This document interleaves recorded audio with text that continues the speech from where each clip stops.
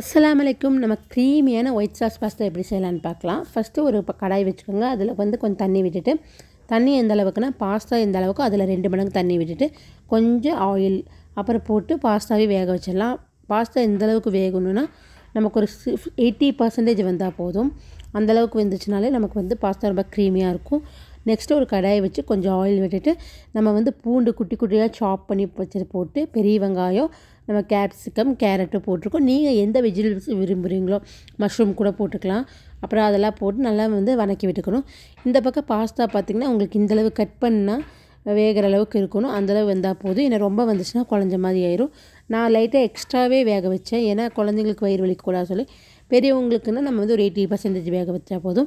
வேக வச்சோன்னே நம்ம இப்படி தண்ணி வடிக்கிற இதில் போட்டு லைட்டாக கொஞ்சம் கூலிங்கான வாட்டர், அதாவது கூலிங்கான வாட்டர்னால் நம்ம ஃப்ரிட்ஜில் வச்ச வாட்டர் கிடையாது, நார்மல் வாட்டரே கொஞ்சம் கூலிங்காக இருக்கிற மாதிரி போட்டு நம்ம கிளறி விட்டால் அது ஒன்றோட ஒன்றும் ஒட்டாது.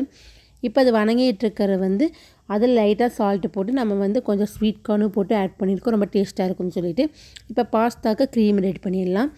ஃபஸ்ட்டு ஒரு கடாயை வச்சுட்டு பட்டர் வந்து கொஞ்சம் நல்லா உருக்கிற மாதிரி போட்டுக்கோங்க. பட்டர் வந்து உங்களுக்கு நல்லா போட்டோம்னா நம்ம ரொம்ப டேஸ்ட்டாகவே இருக்கும். இந்தளவு உருக்கிக்கணும்.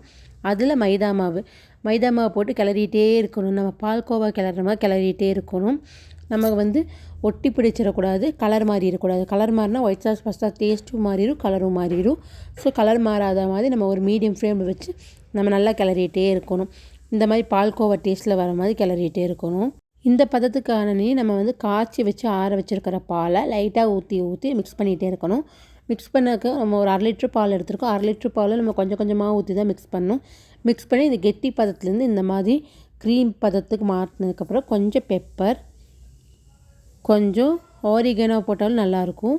நான் அது போடல. அப்புறம் லைட்டாக சால்ட்டு, அப்புறம் வந்து நம்ம இந்த வணங்கி வச்சுருக்கிற வெஜிடபிள்ஸ் எல்லாம் போட்டு, அதுக்கப்புறம் நம்ம வந்து சில்லி ஃப்ளேக்ஸு போட்டு மிக்ஸ் பண்ணிவிட்டு, இது எல்லாமே மீடியம் ஃப்ளேம்லேயே வச்சு மிக்ஸ் பண்ணணும்.